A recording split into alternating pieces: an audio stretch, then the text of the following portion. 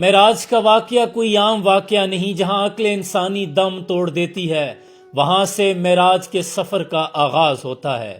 یہ وہ رات تھی جو محبوب کو محبوب حقیقی کی طرف بلائے جانے کی رات تھی، جب زمین خاموش تھی، آسمان منتظر تھے، انبیاء اور ملائکہ صفیں باندھ کر کھڑے تھے، اور جنت جو جنت ہے اسے بھی سجایا گیا۔ عرش سے اللہ نے فرمایا، محبوب اب آپ ہماری ملاقات کے لیے تشریف لائیں۔ قرآن میں اللہ نے فرمایا، سبحان الذی اسریٰ بعبدہ لیلا من المسجد الحرام الی المسجد الاقصیٰ۔ پہلے خانہ کعبہ سے بیت المقدس تک کا سفر، پھر بیت المقدس سے ساتوں آسمانوں سے ہوتے ہوئے سدرۃ المنتہا، وہ مقام جہاں جبرائیل کی پرواز بھی دم توڑ دیتی ہے، جہاں عقل دم توڑ دیتی ہے، اس سے آگے پھر عشق کے سفر کا آغاز ہوتا ہے، اور پھر عرش پر کعبہ قوسین او ادنا کے مقام پر حضور پہنچے۔ جب حضور اکرم صلی اللہ علیہ وآلہ وسلم پر غم کی یہ گھڑی تھی کہ حضرت ختیجہ سے جدائی،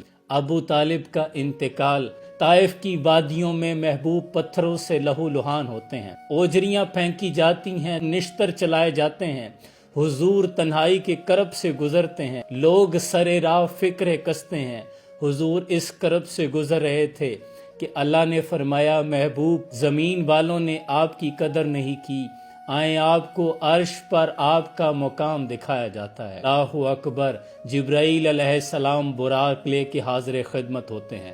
براق نوری سواری، برق سے نکلا ہے براق، یعنی اس کا اگلا قدم تا حد نگاہ تک۔ حضور براق پر سوار ہوتے ہیں، بیت المقدس پہنچتے ہیں، مسجد اقصیٰ جہاں پر تمام انبیاء کرام صفیں باندھ کر کھڑے ہیں، ملائکہ صفیں باندھ کر استقبال کے لیے کھڑے ہیں، اور امامت کا مصلی خالی ہے، اور اللہ فرماتا ہے، محبوب آپ ہی امام انبیاء ہیں، آپ ہی تمام انبیاء کرام کے امام ہیں، امامت کے مصلی پہ تشریف لے آئیں۔ اس سے آگے پھر سدرۃ المنتہا، ساتوں آسمان کے سفر کا آغاز ہوتا ہے۔ ہر آسمان پر ایک نبی، ایک محبت برا سلام اور والہانہ استقبال کرنے کے لیے کھڑا ہے۔ پہلے آسمان حضرت آدم علیہ السلام، پھر حضرت عیسیٰ علیہ السلام، پھر حضرت یوسف علیہ السلام، پھر حضرت ادریس علیہ السلام، پھر ہارون علیہ السلام، پھر حضرت موسیٰ علیہ السلام، پھر حضرت ابراہیم علیہ السلام، جو تمام سلام کرتے ہیں، فرماتے ہیں مرحبا یا رسول اللہ صلی اللہ علیہ وآلہ وسلم۔ اور پھر اس کے بعد سدرۃ المنتہا، وہ مقام آتا ہے جب جبرائیل علیہ السلام بھی ہاتھ باندھ کر عرض کرتے ہیں، یا رسول اللہ صلی اللہ علیہ وآلہ وسلم، اس سے آگے میری پرواز دم توڑتی ہے، اس سے آگے ایک بالشت بھی بڑھوں گا تو جل کے راکھ ہو جاؤں گا۔ عقل ختم ہو جاتی ہے، یہاں سے آگے پھر عشق کے سفر کا آغاز ہوتا ہے۔ پھر اللہ فرماتا ہے، کعبہ قوسین او ادنا، وہ مقام جو اس سے پہلے نہ کسی فرشتے کو نصیب ہوا، نہ کسی نبی کو، نہ کسی ولی کو ہوگا، اور یہ سلسلہ بھی حضور پہ ختم ہوا۔ اب کعبہ قوسین کتنا فاصلہ ہے؟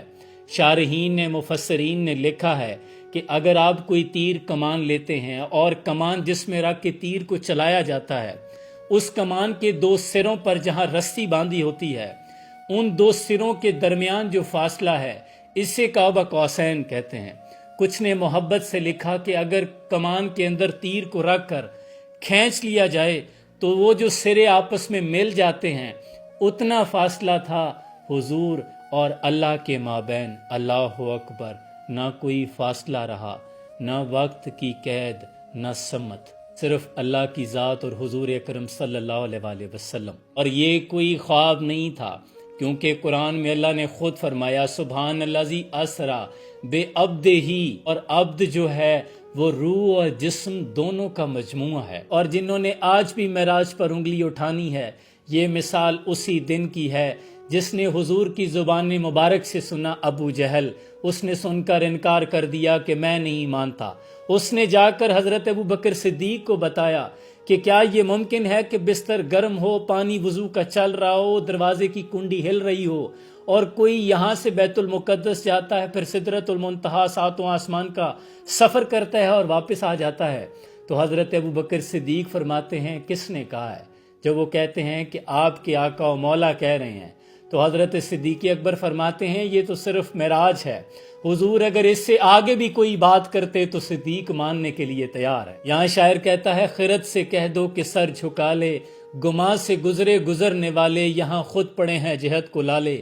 کوئی کیا بتائے کدھر سے آئے کہاں گئے تھے، سراغ عین و متا کہاں تھا، نشان کیف و الا کہاں تھا، نہ کوئی ساتھی نہ کوئی راہی، نہ سنگ منزل نہ مرحلے تھے، کمان و امکان کے چھوٹے نقطوں، تم اول آخر کے پھیر میں ہو، محیط کی چال سے پوچھو کدھر سے آئے کہاں گئے تھے، کوئی حد ہے ان کے عروج کی، بالا غل و لاب کمال ہی۔ معراج صرف حضور کے لیے نہیں، ہم گنہگاروں کے لیے بھی تحفہ تھا کہ 5 نمازیں پڑھنی ہیں، 50 کا ثواب ملے گا، کہ نماز سے راستہ نکلتا ہے اور حضور اکرم صلی اللہ علیہ وآلہ وسلم کے نقش قدم پر چلتے ہوئے تم بھی معراج پہ پہنچ سکتے ہو، کہ دنیا پر تم غموں میں مبتلا ہو کر جب سجدہ ریز زمین پر ہوتے ہو تو عرش پر تمہارے لیے فضیلت رکھی گئی ہے۔